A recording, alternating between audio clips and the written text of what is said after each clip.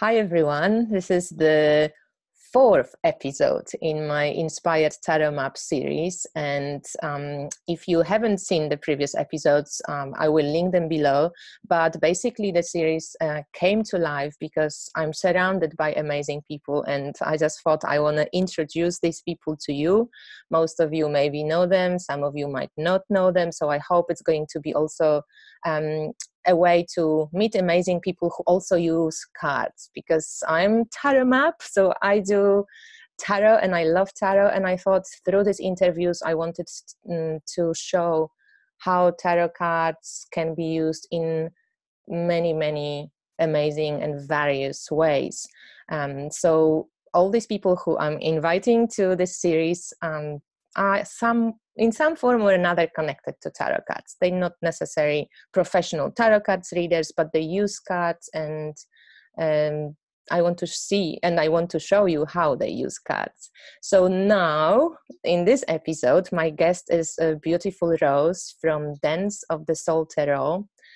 Hi, Rose. Hi. We met. You know what I remember, Rose, how we met? I remember your first, I think it was the first or one of the first comments you made on my Instagram feed when I was in Bosnia and I was in the Sufi house. And you wrote something about Sufism, that this is like some way of path. And I remember that made me, I think we were I was already following you, but I remember that kind of got us, that we started liking each other posts and commenting, and then yeah, so I remember it was a long time ago, a few years ago. Yeah, I don't remember. yeah, because that stuck in my memory, because I didn't know any people, I think, from any friends of mine who were into Sufism, let's say. I knew what Sufism was, but just didn't know anyone personally who was knowing anything or practicing it or being involved in this in any way. So right, that's how I kind of remember you, from that one comment. Well, that's nice. Yeah. So for you guys, if you don't know Rose has a very beautiful, soulful, I love reading your posts, Rose. Instagram feed. It's called Dance of the Soul Tarot. Of course, I'm going to link all of the informations below. And I just am always inspired when I, see your post pop up on my Instagram feed. First of all, you're a beautiful writer and a wordsmith, and like whatever you write, you were laughing that you write always long posts because you have this initial, you have this need to write. And for me, it's just always amazing to read what you write, but also you're such a beautiful photographer. Like your posts just look amazing. So welcome to my series. Thank you for taking time to talk to us. And I would like to ask you, Rose, about what I ask, and as every first question to every of my guests, like, what's your heritage, where you come from, what's your ancestry, and where do you live now? Thank you, by the way, for having me on to chat with you. It's an honor. I'm a big fan of yours as well. The accolades beforehand, I return them to you. Thank you. So I'm originally Canadian. I was born in Canada, and I live in the US now. I've been here for 20 plus years. My family, my ancestry going back is mainly British. My father was British. My grandparents were British. So that's where I trace that kind of, I don't know cultural heritage. Yes.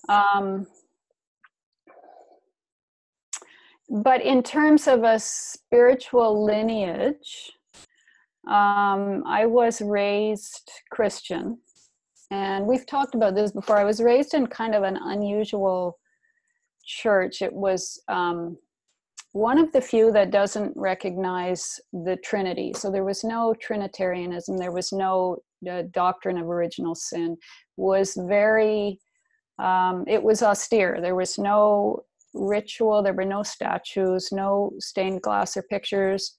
I don't even remember a cross. I just remember on one of the walls was the words, "God is love."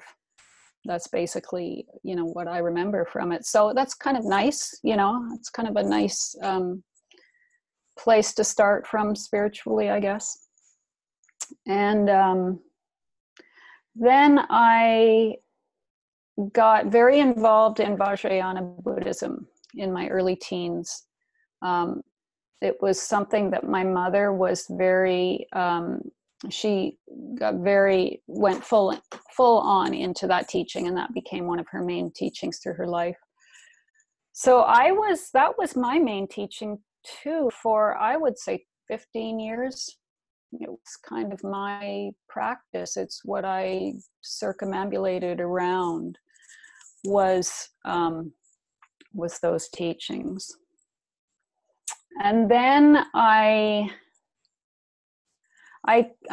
started to, Sufism started to come in on the edges, mainly through the form of the poet Rumi and the Whirling Dervishes, which is the Sufi order that he founded, in Turkey back in the 12th century.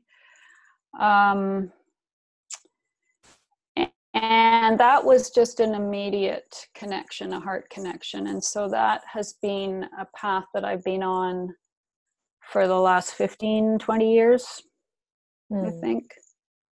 And we live in a Sufi community. It's very much what our life revolves around. My husband's a teacher in that tradition. But, I don't think, I was thinking about these names, right? Buddhist, Sufi, Christian, and I don't really think that at this point I would call myself any of those. I just wouldn't identify that way. And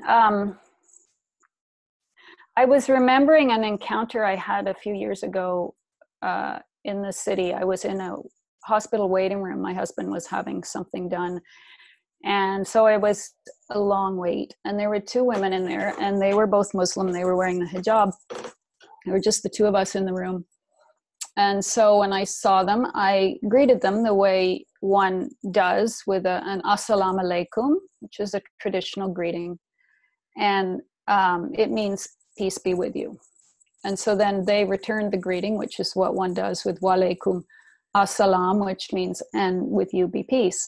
So it's this beautiful little exchange in this very kind of utilitarian hospital waiting room. And we were both a bit stressed. The three of us were a bit stressed just because of, what we were, the circumstances. And so we got talking, and the older woman, the mother, I guess, she said to me, "Are you Muslim?" And so I thought, how do I answer that? Because in my heart, I feel very attuned to the teachings of Islam, which means surrender, right? Peace, surrender. Salam is peace. But I also feel very attuned to the teachings of the Buddha, Jesus, Mary, all of them. So inwardly, I can identify with all of them, but outwardly, I don't. So what came out of my mouth was, so I wanted to share something. She had asked this from the heart. So what came out was, I'm a lover of God. And it was so beautiful to see her receive that. And it was such a teaching for me, because it was a naming of something that is beyond the bounds of any kind of organized naming of it. And it's where we all meet, right? In the heart, when those titles and names are removed. You just have the heart of it. And to see her understanding and her immediate just this lovely smile. She, you know, it was a beautiful meeting of hearts. So I've not forgotten that, and that's very much how I feel. A lover of God, you know, in all her names and forms. So beautiful. That's a really nice thing that came out of your mouth. It's really deep and somehow Yeah. like so simple, but like it's so true. And now when we did the Walking with Mary, I think also it's just another side to this, that Mary also doesn't kind of believe to belong to a religion. It's a Right. presence beyond any classifications like that. So it's interesting. Yeah, beautiful. Wow. Yeah, that it's true. The journey with Mary was very much, you know, pointed towards that. I think there were many different streams and lineages that all joined up on that journey. There was something for everybody.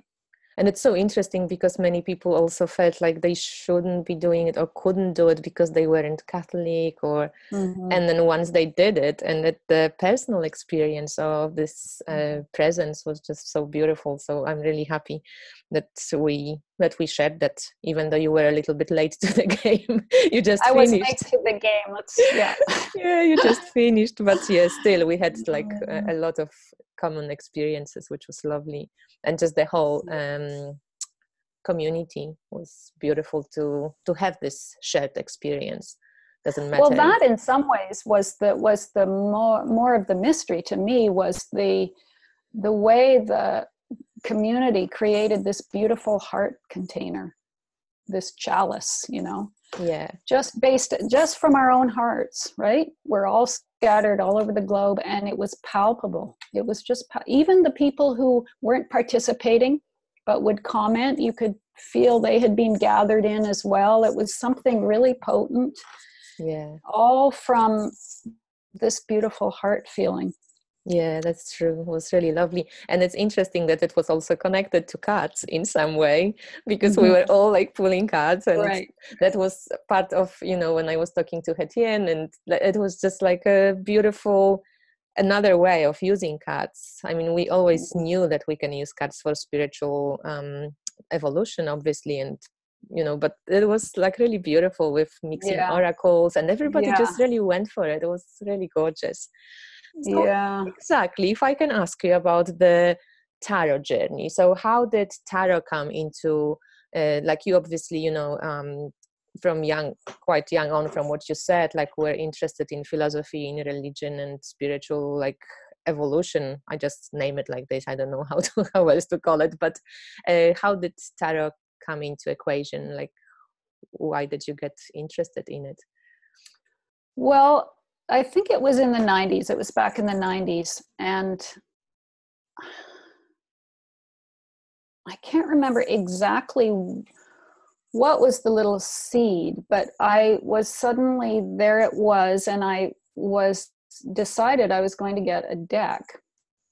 It might have been through the Lama that I was associating with, that I was hooked up with that particular group, because he was very much involved in the Western mysteries, you know, of which Tarot is one. So it might have been, he might have made some comments about it or done some teachings on it. I'm not sure.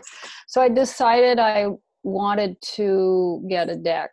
And I remember I went through a whole process because I wasn't sure whether I should get the Marseille deck or the Rider-Waite-Smith. Yeah.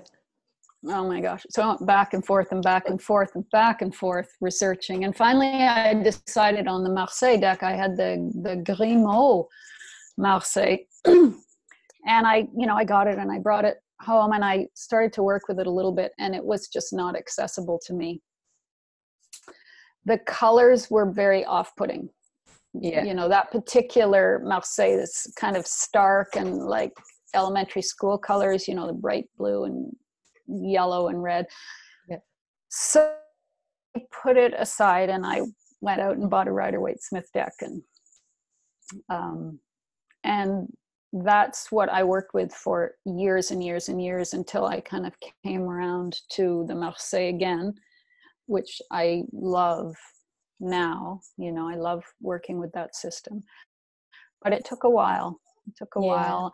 And I had quite a long break when my son was very young and I was raising him and having moved to the US and stuff. So I took a long break and then kind of refound it in the last 10 years or so, finding my way back into it.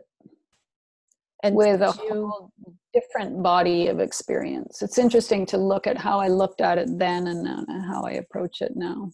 Yeah. So when you found it again, did you start your Instagram then, or did you first start the blog, or how did? No. Yeah, I blogged first for a while. I worked with it. Then I decided I wanted to write about it, and I was involved in the blogging world, and I thought, well, this is a good platform for that, for me to write. So I started blogging, and I don't know what decided me to go onto Instagram. Yeah, I don't know. Just happened. Maybe one of my bloggers. Oh no, it might have been Ellen, actually. You know, Grey Ladies Hearth, Ellen? Yeah. She was blogging, and maybe she had mentioned, because she had a tarot blog, which I loved, and I would read, and she mentioned Instagram. So yeah, I think that's what it was. So I went and took a look, and I thought, oh, that's kind of interesting, but I didn't join up right away. You know, I probably took another year or so before I decided to jump in the social media scene. But now Instagram kind of took the priority. Yeah. It's your main media, like where you share. Yeah, I encourage everyone, if you haven't visited or if you don't know Rose's Instagram, to check it out, because you find a lot of, like, you've been there for a long time as well, hey? Mm-hmm. There's a lot of information, lots of beautiful pictures, just really inspiring. So what would you say, like, how do you use tarot? Like, because I can't picture you that you will ever sit there and like doing divination and checking. Like, I mean, we all do it, it's exciting, it's not like nothing against divination, but I'm sure that you probably just wanted to, I don't know, figure out your other ways. Like, how else did you, like, how do you use tarot, basically? Easy question. No, please speak. Yeah, it's an ongoing it's an ongoing process. You know, it fluctuates. You know, in many ways, I think the cards are incidental, honestly. They're a landing place for the intuition, for the intuitive body. It needs something to hold on to. And I think for me, because tarot is so visual, and there's some of the decks, which, as you know, are just beautiful, color-wise, the kind of themes that they take up, you know, the imagery, it's beautiful. And so beauty is, you know, it's one of the ways that I interface with the beloved, I think, because beauty inspires a kind of natural surrender. It's just for all of us. You know, you see a beautiful piece of art or a beautiful flower or face or even a smile, and you have a moment of opening. And it's a moment of grace, you know,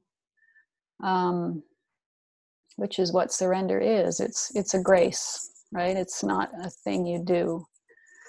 So I think the beauty aspect is really important to me. And it's very intuitive. I don't even think I could describe exactly how I use it, you know. What I really like is when I lay out cards, and I start with, you know, I know what the cards mean, but starting with that essence, and then if you can get out of the way enough to allow the imagination and the intuition to meander, you come out the other end with this incredible teaching that there's just no way, if you had sat down and looked at them and gone through them methodically, there's no way that that kind of wisdom could arise, because it's arising from another place if you're able to open to it. It's interesting what you're saying with the imagination and intuition being like really kind of, because I'm always, like I'm always an advocate for learn the tarot system, because it is a system, and it's like a grid that holds all the cards together. Yeah. But once you know the system well, that's when you break out of the system. The system is not really a prison. It's just like a stage in the process of evolution. Mm-hmm. Like you go through this, right, so that you can go further. And I think I would always say, like, yeah, learn tarot, but then explore, then like break mm-hmm. through the system, like see where mm-hmm. imagination or intuition takes you. Because you're right, I actually agree that then there is this special something. It's hard to name.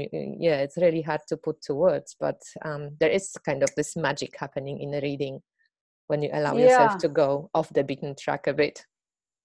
Yeah, and in many ways that's the teaching, right? Less what you get, but the ability to step out of the way, to be able to do that again and again. That's an initiation. Yeah, totally. So I read somewhere that you also a published poet. Do you still mm-hmm. write poetry? If the muse takes me, I do. I'm not a poet that sits down and, disciplined writes every day. And often my poetry is kind of a mix of prose poetry. It's kind of a mix of the two. When I'm writing, somebody was asking me about this the other day, but when I write, I do have the sense of being in dialogue with the beloved. There's something that happens, and it's visceral. And if I can name it, I can feel it in here. But I can't sit down and, I've never written that way. Also, having a child, your ability to be uninterrupted for long periods of time is, I'm not complaining, but it's changes completely.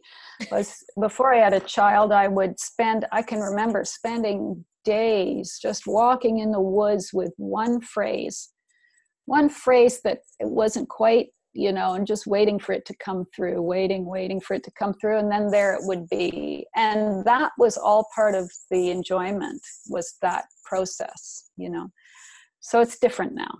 It's much quicker. And have you ever used tarot for like prompts or inspiration to write? Oh yeah, but not. I don't sit down consciously to do that. What it happens as I'm working with the cards.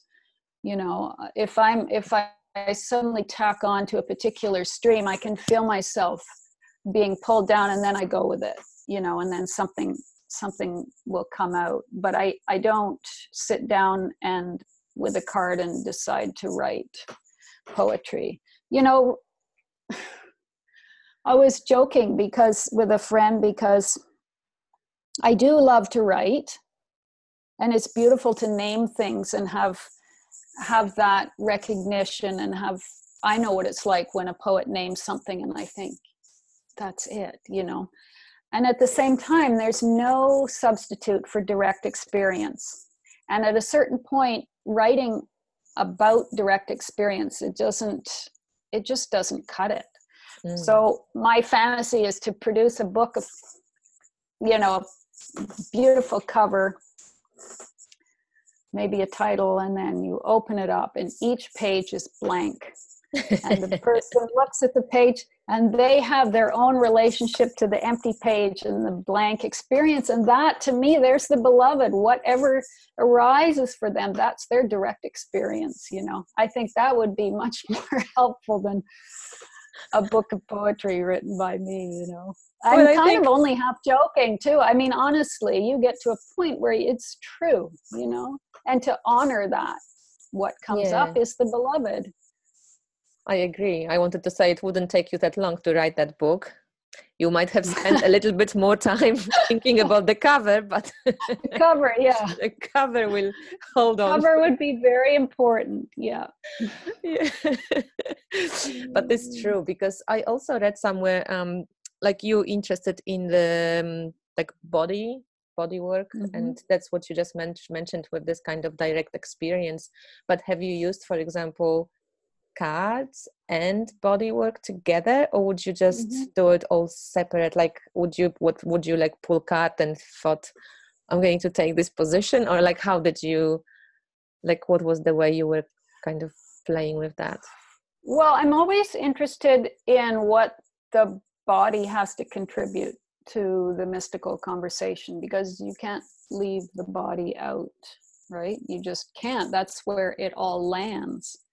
And, more and more, I think God is cellular. And so any somatic experience, any experience in the body is an experience of the beloved. It's some manifestation. It's the incarnation. So when I'm looking at the cards, like when I'm working with people, for example, I always ask them where they feel the card in their body, and letting them know that there's no right or wrong answer, and no feeling is too mere, is too small. That's the soul speaking, because the soul speaks in metaphor, and it makes no sense to the egoic mind, which is very quick to cut it all down and say, well, that doesn't make any sense, right? Yeah. Half the approach, I think, is learning to listen to that voice. So that's one way, is to then maybe, track it through the body, sit with the card and ask that particular part of the body what it might have to say. Taking an image from the card and holding it somewhere in the body, like where it resonates, and then just moving, doing, being led by the movement and seeing what the body has to say. And the movement can be like that. It's not about big movements. It's about the movement itself and the relationship between the heart and the witness and the body moving. It's just so potent, and because it's your own experience. Yeah, that's It's really your nice. own experience. And we very often, like, even with cards, even though it's what I wanted to say, it just becomes sometimes very heady, because you're trying to understand cards and what they're saying. And I think often when you remember to bring it back, like down to the body and feel it, it can take you other places, because each image definitely will have some input on you. If it's going to be lightness or heaviness or whatever, whatever day you're having, Right. the same image, the sun can piss you off. Right, exactly. Yeah. On a too sunny day, you're like, too much sun, please go away.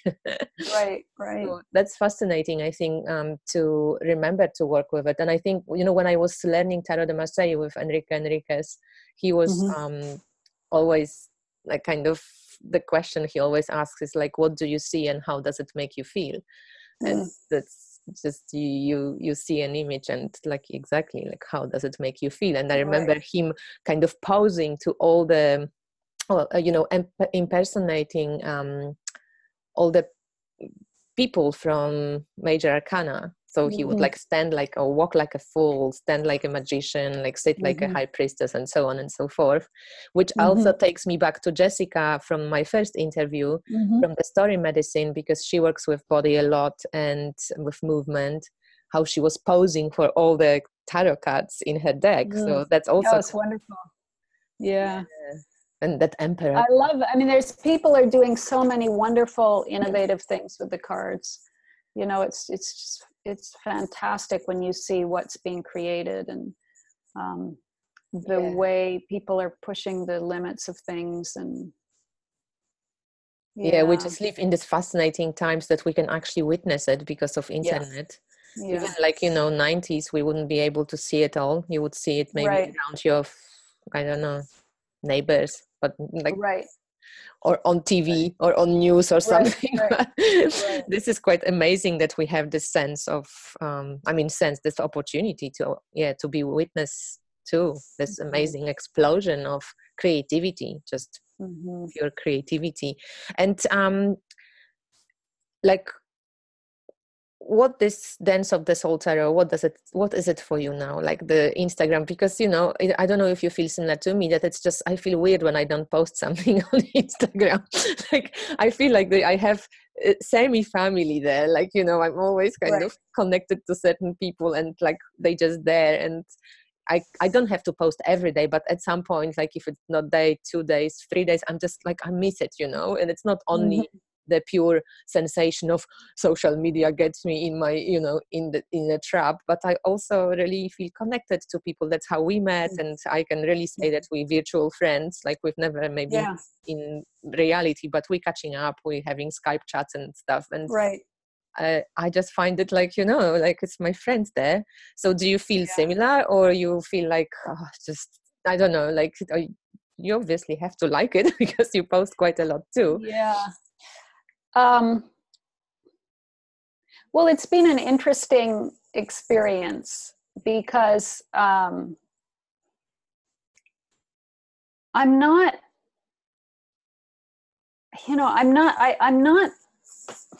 I think I would say I'm not by nature. I'm not comfortable sharing a tremendous amount. I'm much more comfortable being a listener. But there's also something about offering your experience that is very valuable to others. I know how I feel when somebody shares from the heart. It doesn't even have to be, it can be very ordinary, but just that the simple sharing and the, whatever it might be, it's moving to witness somebody going about their ordinary experience. So with Instagram, that's one of the things I like, just to see people going about their lives and they share a little bit. The cards, I do like to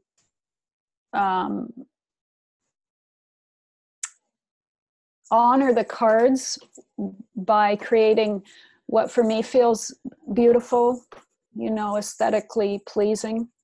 It's different for all of us. But I recognize that that's one of the way I'm honoring the energy of the card. And I spend some time with it, so perhaps I spend more time than I might if I just had it sitting and I sat with it and then went about my day, because it's feeling into what's the energy here, what's asking to come forward. And it's different each time. Yeah, and there's this creativity and that imagination that also comes into the process, because you're adding different colors and different things that you associate with the cards. That's going deeper, but from many different angles, kind of like. It took me a while to recognize that was actually what was going on, and that it was really quite important to my process, to set the tone like that. So that's one of the reasons I think I continue to go onto Instagram. But, also like you, I've made some lovely connections. Which is, in some ways it's surprising, and yet in other ways it's not, because those kinds of connections, they're not limited to the here and now. The heart doesn't know that kind of bound. So it's nice to feel connected to people all over the world, who are mostly women, but who are doing their work with the cards. And sometimes people who I have a deeper connection with, they'll come into my mind during the day. Pop in, wonder how they're doing. It's totally. It's lovely. It's really lovely. Yeah. And with some Yeah. people, like, like you just have to chat. Like, I'm like, I have to chat Yeah. with you. Like at some point I'm like, come on, let's do Right. it. And I actually caught up with quite a few people through Instagram, which is nice. A few people through Facebook before, I used to Mm-hmm. meet people on Facebook and catch up with them. I don't know, meet in another country, which is not my country and not your country. Like in Europe, Mm. I had a friend from Sweden. She came to visit me in Poland. I came to visit her in Sweden, and it was really Oh, great. cool.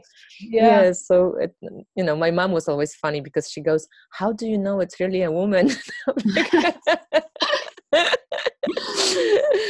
I'm like, "Mom, I chatted with her. It's not just internet. Hello, come and visit me in Sweden." Yeah. Right. So one more question about tarot decks, because I know that you, like me, you're a lover of multiple decks and you Yeah. have many Yeah. decks. Do you have any reason, or do you think it's not even it's good? Like, why would you even have many decks? Like, is there any reason? Is it just beauty? What is it? And do you use a few decks, for example, at the same time? Yeah, all of the above, I think. I threw you in. Yeah, I love, it does help to get a different, initially it was fascinating to get a different reading on a particular card through the lens of the artist, right? Yeah. That, somebody looks at the Six of Swords this way, another person looks at it this way. That was really helpful because it enlarged my own experience. But then when you've been reading long enough, then you just are, you come to a point, I think, where you really appreciate the very far out there approach, because there is a connection if you have a familiar, a good sense of the paradigm, and to see what people are doing. It's exciting because that artistic process is part of what is sacred. So when you're looking at these 78 cards, you're looking at somebody's spiritual journey. You're interfacing with that a little bit. You're getting a little bit of a flavor of that, which then speaks to your own spiritual journey, where you are in your own process. Yeah. Like, I'm just sorry, like I'm just thinking like Yeah, Etienne's deck or right, Jessica's absolutely. deck, just these Yeah. two even ladies whom I interviewed, Yeah. because they kind of like far out on the, you wouldn't recognize necessarily any cat. Maybe Jessica's a Right. little bit more, but still it's a very different visual experience than looking at regular Rider-Waite-Smith or something. Right. Yeah, and it's just such an amazing concentration to hold 78 cards. I mean, that alone is stunning, to be able to stay with that process for 78 cards and translate it, let it move through the body, out through the fingers and onto the page. It's profound. Yeah. So it's a beautiful offering that people are sharing when, particularly the indie decks, I think, Yeah. because they have license to go off in whatever direction their muse takes them. It's interesting, the muse, because just this interview before was with Chris Ann also, and yeah, the muse tarot, when she felt just like the muse came, and she also had this sense like it came from, like she taps into it. It doesn't really come, she doesn't, like the muse didn't come from here. It's like the muse is, and we like tapping into it, and then the muse graces you, with the vision or whatever. Yeah. So I liked it when that's she a kind of, beautiful way of putting it, graces you. yeah, and she was just going with her hand and then like explaining her gesture, how she felt like the muse was coming. So it was really lovely. And so because with the many decks, what I always enjoy also at your feet, that is the variety. And I think for me, this artistic also aspect, that's really important, which I think for you is as well, like this beauty for even just beauty's sakes. And if it's on tarot you can cards, just feel it. I can feel it, like when my eyes are taking shape around the image, this kind of hunger that's satisfied, to just be filled with this sense of symmetry and color, whatever they might be working with. There's a real satisfaction. yeah. Well, it's more than a satisfaction. It's almost like a settling, something just coalescing.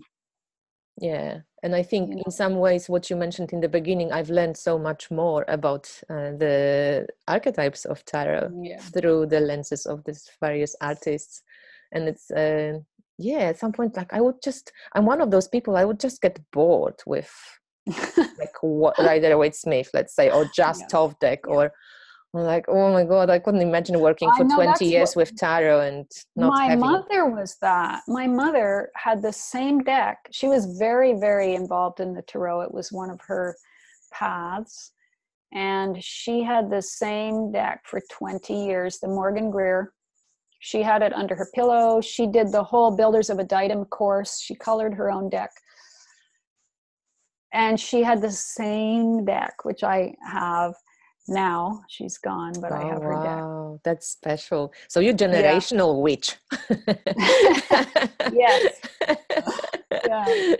Wow, but that's really special though. I wouldn't mind that experience to be part of my scenario. It's not, but it would be lovely. Yeah.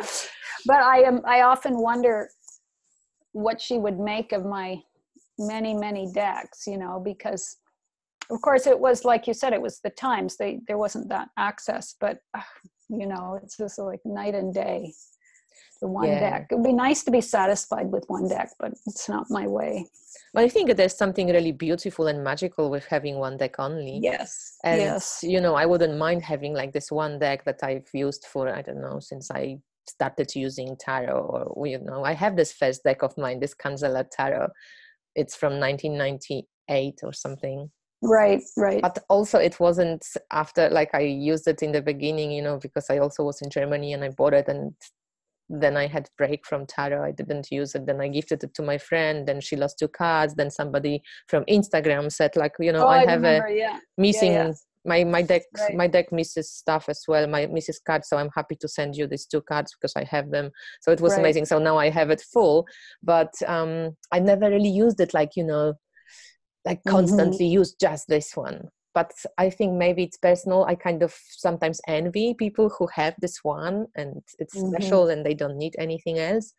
But yeah, I just not wired like this. I'm wired to have many decks and enjoy them. Bounty. Yeah. So just, I think we can slowly round up, and I would always like to ask my guests to share, maybe we've shared already a few, but maybe if you have one more to share, like a way or an exercise or a spread or something practical that maybe you can share, how that people can, you know, try at home, basically, just like one way, how you like to work with cards, or something extra, because you already said about body, you said a few ways, but maybe you have another one to share. Yeah. Well, one of the ways that I like to work with the cards, and I actually find this really helpful, is it's kind of a reversing of what one would normally do, choosing a card and looking for a kind of message. Instead, what I sometimes do is, in the morning, is I will kind of just sit, get quiet, shuffle my deck with no question or anything in mind, and then I pull the card. And what I like to try and do is, instead of getting an answer from the card, I like to see if a question will come up rather than an answer. So a question that might come up from the card.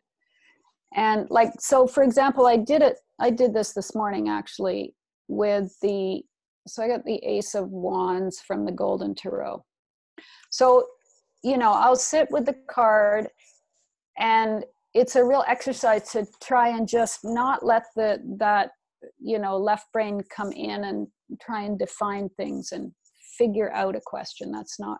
That kind of defeats the purpose. I just spent some time feeling into it. And so where did my attention go? Where was I interested? And it went to this little white flower there. Yeah. don't know if you can see that. So then it's like, okay. And so then feeling into that. And then the question, the way the angel is holding the flower very lightly with his hand or her hand. So then for me, the question kind of focuses around how do I hold the flower of devotion lightly? So the point is that I am able to find a question, then I take the question through my day. And I go through my day just every now and again, coming back to that, holding it, being the question. Because that's what you want. I mean, for me, when people come to me for readings, I hope they go away with more questions than answers. Because the question is alive. It's open, it's spacious, it's calling to you, there's a relationship there. So that's what I will do. You know, I carry this question through the day. Maybe I feel, what does it mean to hold something lightly? Maybe flowers will come up for me, you know, and what's my visceral response? And then at the end of the day, you know, a kind of a check-in, see what came up. Maybe the question's still there. Maybe I put it beside my bed and I, you know, make the intention to be open to any dreams and write them down. You know, it's like an ongoing relationship. It's very open-ended. I like it. You know, I'm listening now to this, The Meaning of Mary Magdalene on Audible, you know, this Cynthia. Oh, by Cynthia Bourgeault. Exactly. Yeah. Thank you. I never remembered the surname and I didn't know how to pronounce it. But when you said that how to hold the flower of devotion, lightly, it's so easy to go into dogma with everything. You can be devotional and just turn it into this, because when sometimes in this book she kind of I don't know even if maybe it wasn't really through her, but I watched also the Mary Magdalene movie 2 nights ago, and you know that there was this how some of the apostles were just, you know, taking like the teachings very dogmatic, and they didn't have that integration yet in their hearts, that to take it lightly and to take it, like, I think devotion and any true spiritual love for God is freeing. It's never puts you into this, you know, like this narrow-minded it's interesting. But she also points out very often like how literally sometimes, you know, the teachings of Jesus were taken when his teaching was trying to free people of the literally see, like taking everything so literal. So yeah, it was really fascinating.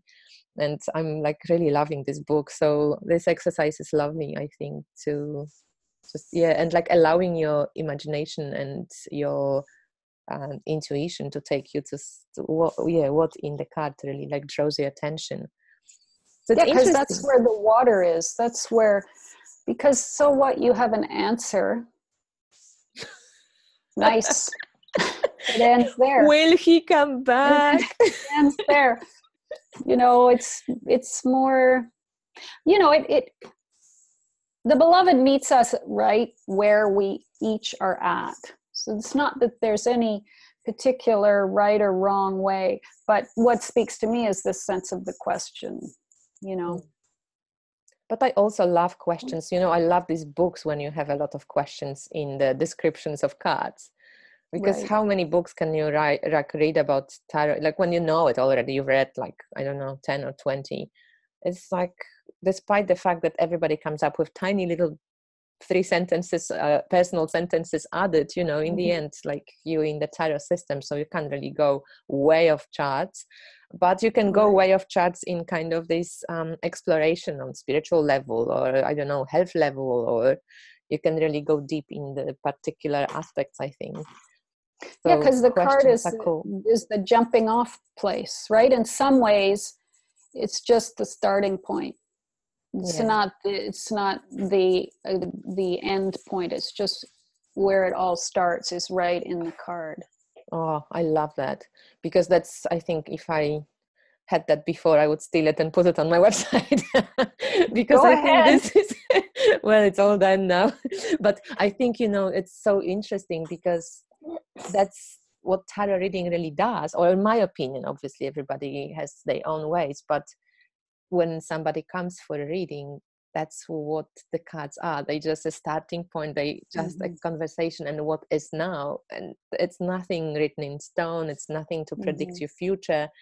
It's just to awaken, I think, this creative thinking in you, so you can see options, you can see for yourself how you feel when a tower comes up, like, or a devil, like what does it make you think, feel, you know? Right. Do you want to run, or do you like, right, what does he have under his armpit, you know? Like, I don't know. Like, just yeah. So it's interesting, it's beautiful. So thank you so much for sharing. That was very inspirational, and thanks for taking time to speak to us and share your poetic way and deep, and I think very integrated way of seeing the cards, I guess. And by the cards I mean life. So that's it in a nutshell, right? I mean, that's it. There's not really any delineation. So maybe just say goodbye to everybody and don't go away. I'm just going to press stop recording. Well, thank you so much for your gracious hosting, Kasia. It was lovely, and look forward to chatting. Yeah, thank you so much. Thanks for watching, guys. That was Rose from Dance of the Soul Tarot, and I will see you in the next episode. So thank you for watching. Bye.